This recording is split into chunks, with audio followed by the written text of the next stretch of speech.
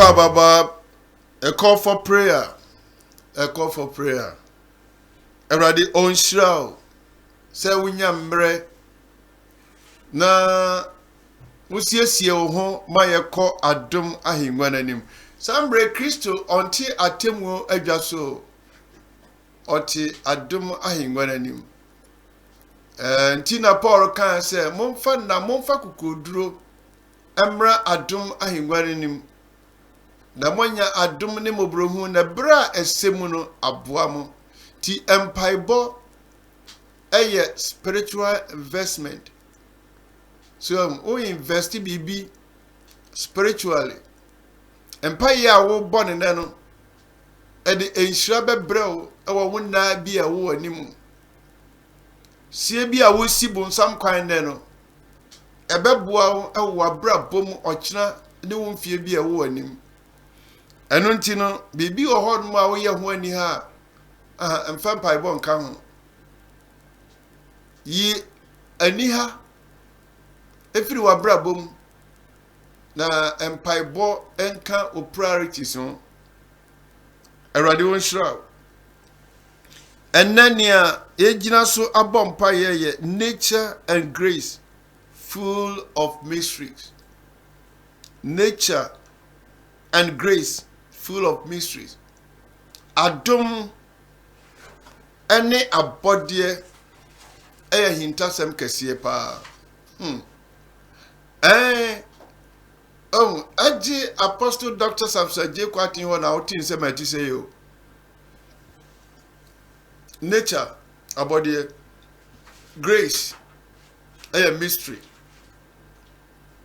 Na emre bi na me ka kira asofo say ayintasem kese e wo Bible mu the law and the grace. So one tiniema we mi enu ase a emwa wo nyamesum mu da. Na ode ma memfa bibi kitu abi nsi wadwin. En sorbi ti say SDA bi ana wo ko SDA or platform yi so a. Wona dwen ye won say emra so die ena di wo mko nyankopon nche. Enti se wo mko so memre da na nkrofo bi kwa so kosia da. O ma dwen so wo mko so kosia da nyina yira. Na so you be a wati nyankopon asem ase a enye na enye didie ene onom na menya meji otum ti ase yi. These are some of the mysteries. Na obitum begina ka say wanye we ya onko heaven, wanye we ya onko heaven no yenko heaven sa yenko he wasi wan free ensuo mu angu obi fofra. You will not see the kingdom of God. Enti nyame ahinie no ye fa na asase we so. There is difference between heaven and the kingdom of God. You must have the kingdom of God to enter into heaven or to go to heaven.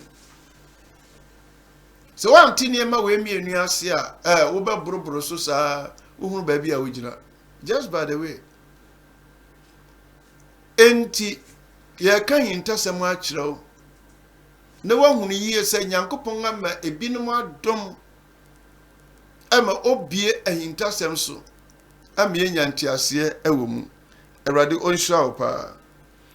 Enti ye ba John chapter 3 verses number 8. The wind blows wherever it pleases. You hear a sound, but you cannot tell where it comes from or where it is going. So it is with everyone born of the Spirit. Oh, ti asem we oh nia okan wo Ecclesiastes 11:5 no. Oh, say John extra se wa. enti nkrofo bi si Bible nipa na twerɛ na meka sɛ nipa na twerɛ kora de ne na san nkrofo mo twerɛ no sɛ nyame na ma mo twerɛ Bible no na sɛ nipa na twerɛ de na san nipa no mo nso ho nwanwa papa because ensɛm a Solomon ekae emfie bebree entem ansa na John eba na okan ensɛm no nso no a Bible na nkasa eyi ne nsɛm ano wɔsi sɛnea abɔfra enyini wɔ yam ɔfɔm wɔ yam a obi ehunu ho hwee no ahan so wɔkyerɛ wo sɛ sɛdeɛ emframa ɛkɔ na ɛkɔ baabi a ɔpɛ tumi bɛn ne di mframa na chi mframa na nkasa tumi bɛn ne di akyire deɛ enim sɛ wosɔfa na mframa a ɛwɔ dɛm hɔ no ɛna fa ne ebro but mframa na nkasa ba wo dɛm na firi kaya kɛseɛ nam afidie nam wie mu ɔde mframa na nam engine bia no kuta mframa utia accelerator so na sɛ ɛbɛkɔ a mframa ana keke kanema bomu ne jana so but mframa na ɛbɔ no ɛbɔkɔ baabi a ɔpɛ na obia nso entumi control mframa no ɛna nkrofo yɛ niema wɔ wiase na sɛ wɔn anya amfa nyankopɔn ɛkwan so ɛbɛgye wɔn nsɛm ɛna esi bɛgye na wɔn ankasa tumi create nsuo ɛna nsuo no ɛte fa so a na eyira fa wɔn mu enti nyame a ɔbɔ ne wiase no ɔde nyansa ɛna bɔ saa wie wɔ ase ɛna nɛ ɔka kyerɛ yɛn sɛ but the sound no dey yeti and from every to me fa you need baby but we feel the effect in the yehunu or see send your obian to me and baby a free ban baby aircon sa pepe and na obia nyame honhom awono no otie. So, don't use the Bible to judge a man or a woman who is born again. I'm not talking about those who go to church and cry for ayenya sunsa bosunsun ya omo asem ne ekon but obi enyame onkonkono awo no obi enim ne faribai obi antimi nkyira ne faribai agi awurade na onam na dum so agye saa nipa no afiri bonsam ensem de obi tiri ati on mo ase motete Ghana motete Africa mosi bema bia bewu agye boni nipa na oka se bema bia bewu agye ne boni no de na asi wona brabom saa nipa no wadanse saa nipa no wo bibia ode kire Paul se Kristo be wiase ebegye abusuefo a minam dimukani se obi nia dansia na onim mframa kura fa ne ho ema obeye kristoni enti adafo se urade adom wanya nkwaje a somuye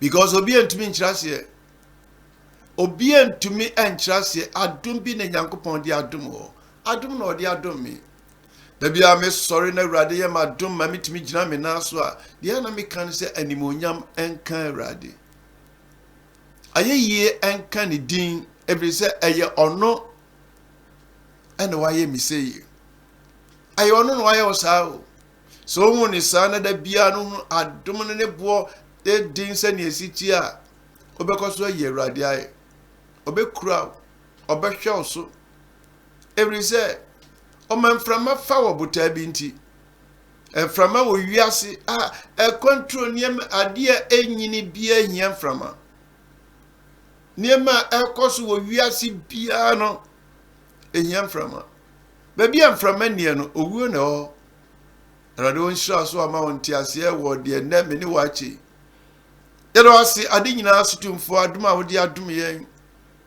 Wobie yɛni, woma yɛn nteaseɛ. Erade ma yɛn nti nsɛm sɛ ne yɛn tra dontodie mu. Ma yɛn kɔ yɛn nim awɔ yɛ Kristo som mu. Mimpai bɔne sɛ Erade ma yɛn gyidie enyini. Yɛnyi anyɛ nie bia mfiri abrabom. Ne yɛn sua sɛ yɛn fi yɛn ni krokro ɛne yɛn ni Yankopɔn wo nante. Ne ma obi biara a ɔgye wo die no, wo yɛ dodo a hwehwɛ onyame na akatuafo. Erade ma mobrohunu nyɛ kase ma yɛn. Na yɛnhunu adom a wode adom yɛn awɔ yɛn kwagye ho sɛ ɛyɛ adeɛ kɛseɛ. Yɛda wase sɛ Erade wonam w'asɛm so ahyira yɛn. Yɛ senti mesoma w'asɛm a ekuta tumi nea ɔyareɛ nneɛma bi ne di asie wɔ n'abrabom. Soma w'ayaresa sɛ nyɛ adwuma wɔ m'abrabom wɔ Yesu din mu. Nea n'aba mu abuo, nea ne yura akwo, nea n'adwen yɛ ne sɛ abrabɔ ne ani ne yie. W'asɛm yi ɛmpagya no na ɔnhunu yie sɛ mmra ahome ɛyɛ adwuma yi. Mmra ɔte wɔ Awurade w'asɛm yi na brabɔ ɛrentɔ fam na ɛnyɛ kwa.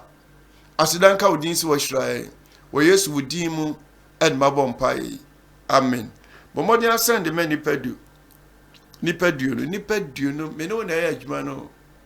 Awurade nka ho so wayɛ saa wɔ Yesu din mu. Bye bye.